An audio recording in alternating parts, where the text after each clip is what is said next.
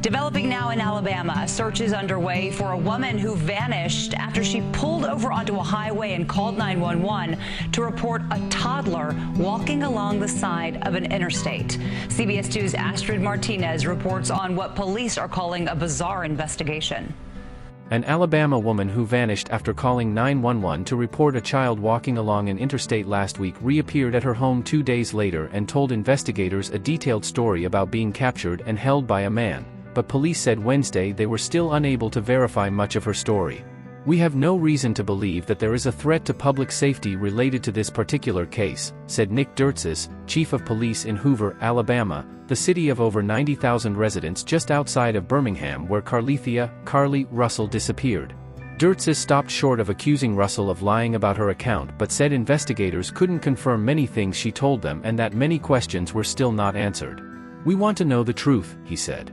Dirtzis said at a news conference Wednesday afternoon that other than a brief initial interview with police after she returned Saturday night, Russell has not agreed to answer police questions. "Police are still hoping to talk to her further," Dirtzis said.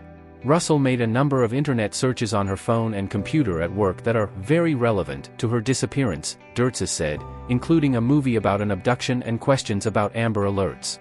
"Here's what we know. What happened to Carlee Russell?" Russell was driving home to Hoover from her job in Birmingham on Interstate 459 on Thursday when she called 911 to report she spotted a toddler in a diaper walking on the side of the interstate.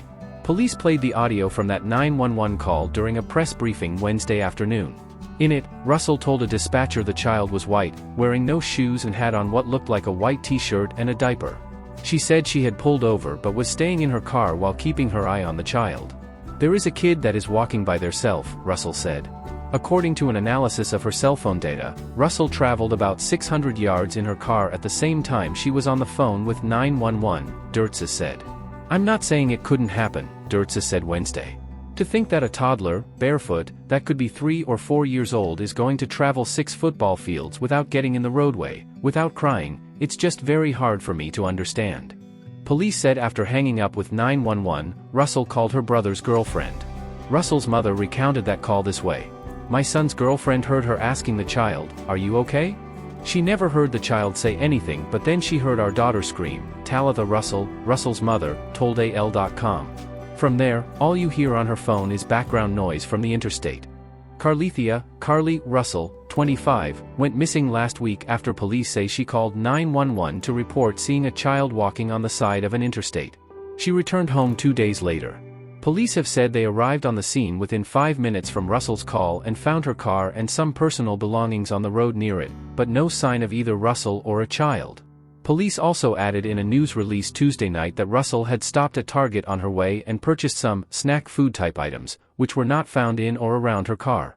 She also had items with her from her work, including a dark-colored bathrobe and a roll of toilet paper, Dirtzis said Wednesday. Those were also not found at the scene. Where was Russell after she disappeared? A search that drew national attention unfolded until Russell returned home about 48 hours later. On Saturday at about 10:45 p.m., Russell arrived at her home on foot and knocked on the door, police said. In their news release late Tuesday, Hoover police said surveillance footage showed Russell walking down the sidewalk alone prior to her arrival at her residence.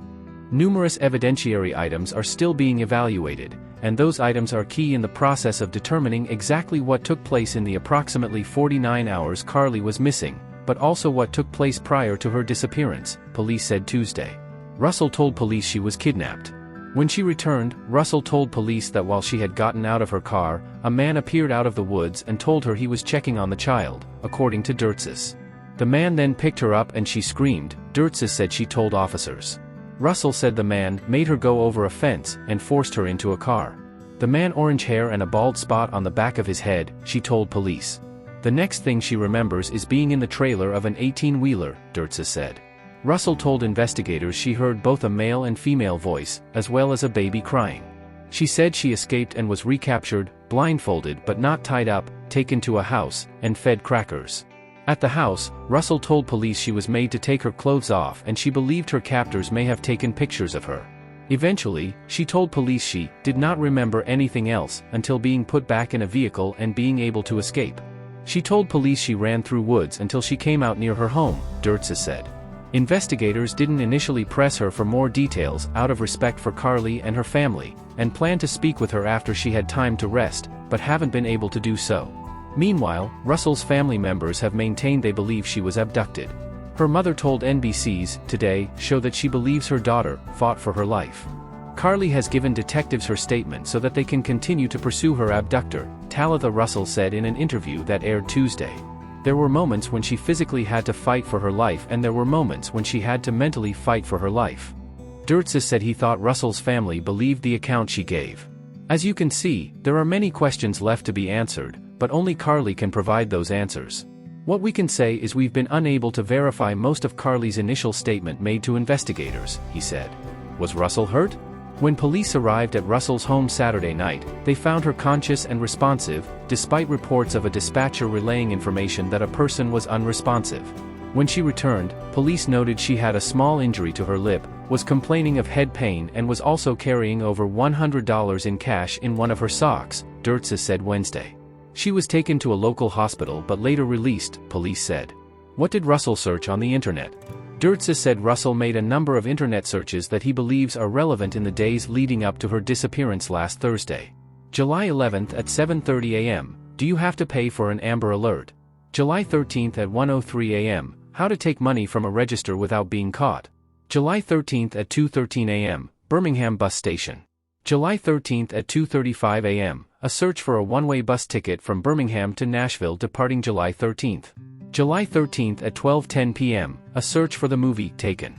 A few searches were made about Amber Alerts were made on the computer at Russell's work, including one about the maximum age for an Amber Alert.